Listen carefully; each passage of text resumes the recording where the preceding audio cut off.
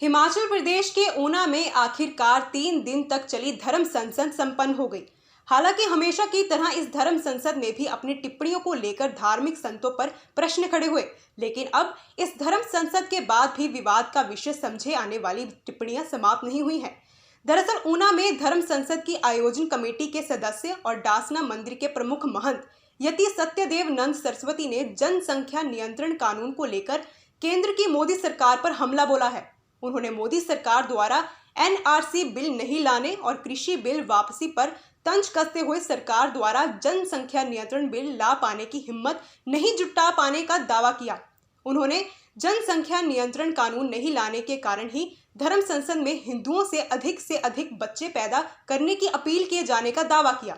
उन्होंने भाजपा नेताओं द्वारा धर्म संसद में हिंदुओं से अधिक बच्चे पैदा करने की अपील को गलत बताए जाने संबंधी बयानों की भी निंदा की। धर्म संसद जो संपन्न हो चुकी है, जो ऊना में चली है, तो इसके बाद जो भारतीय जनता पार्टी के कुछ नेता हैं वो ये कह रहे हैं, जैसे उसमें आपने ये मुख्य मुद्दा उठाया कि बच्चे ज़्यादा से ज़्यादा पैदा करें हिंदू, लेकिन भारतीय जनता पार्टी के कुछ नेता जो है वो आपत्ति कर रहे हैं। वो कह रहे हैं कि जनसंख्या नियंत्रण कानून लाया जा सकता है, लेकिन इस प्रकार की बातें उचित नहीं है। देखिए, मैं जो भारतीय जनता पार्टी के जो नेता हैं, मैं उनको एक नसीहत देना चाहता हूं कि वो हमें सिखाने की कोशिश ना करें, क्योंकि हमें सिखाने से पहले हमारे बारे में जान ले।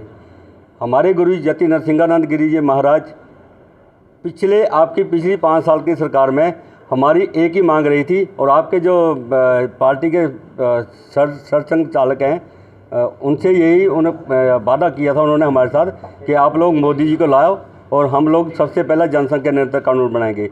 आज तक ज़िंदगी में हमने जनसंख्या नियंत्रण कानून के सिवा सरकार से और कोई मांग नहीं करी और कुछ नहीं मांगा। एनआरसी, राम मंदिर, हमने कुछ नहीं मांगा। हमें पता था कि अगर हिंदू नहीं कम हो गया और ये मुसलमानों की आबादी बढ़ गई तो सब कुछ ख़त्म होगा। तो पिछले 5 साल हमने यही किया। हमने नहीं किसी को बोला बच्चे पैदा करो।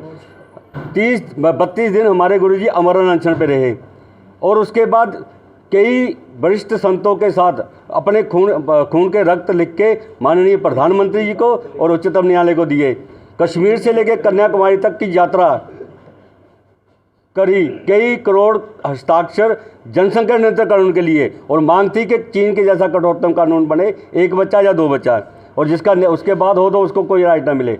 लेकिन जब ये सरकारें फेल हो गई तब हमें अपने समाज से कहना पड़ा कि अब आप इन सरकारों के भरोसे ना रहे, क्योंकि अगर आपकी संख्या यूं ही कम होती रही तो आप बिना लड़े ही ख़त्म हो जाओगे।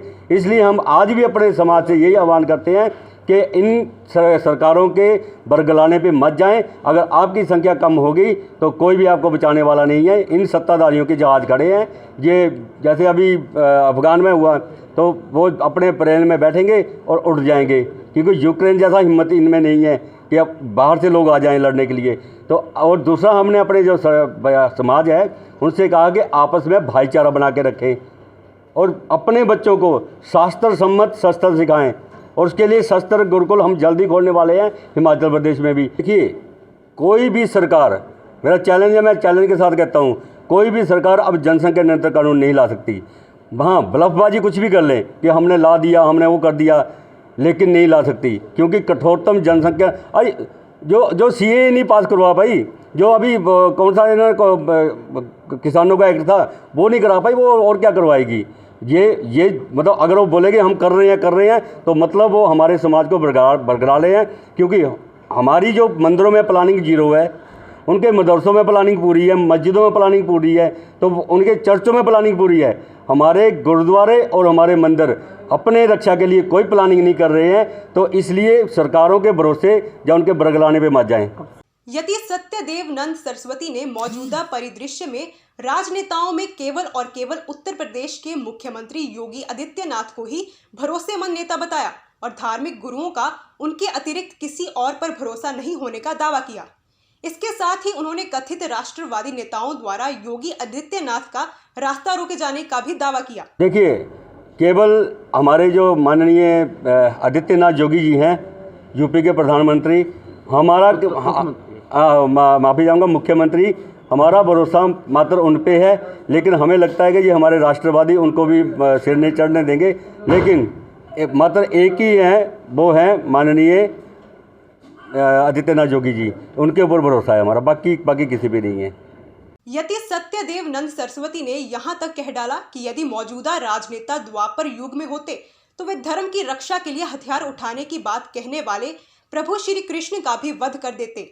उन्होंने मदरसों में कट्टरपंथता का हवाला देते हुए हिंदू समाज के बच्चों की रक्षा के लिए हथियार उठाने को भी तर्कसंगत बताया। हमारे बच्चों मरते रहे और हम लोग अहिंसावादी बनते रहे तो ये धर्म नहीं है। अहिंसा परमो धर्म, धर्म हिंसा तथैव च। अहिंसा परमो धर्म है, हमें हिंसा में रहना चाहिए और हम लोग रह रहे हैं। लेकिन अगर हमारे बच्चे मर रहे हैं तो हमें हिंसा करना सबसे बड़ा धर्म है।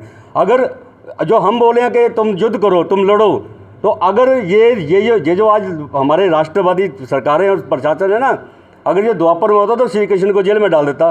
उन्होंने भी यही कहा था, हतो व प्राप्स्यसि स्वर्गम जित्वा व मोक्षस्य महीम तस्मा दुष्ट कुंते युद्धाय कृत निश्चय।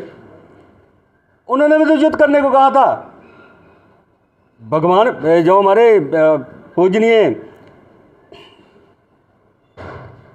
तेग बहादुर जी के जो हैं गुरु गोविंद सिंह जी, गुरु गोविंद सिंह ने क्या कहा, 1.25 लाख से एक लड़ाऊं, तो उन्होंने भी लड़ने की बात कही। सकल जगत में खालसा पंथ गाजे, जगह धर्म हिंदुत्व तुर्क भागे। तो खालसा पंथ क्यों गाजे? हिंदुत्व धर्म बचाने के लिए। हर दिन कुछ खास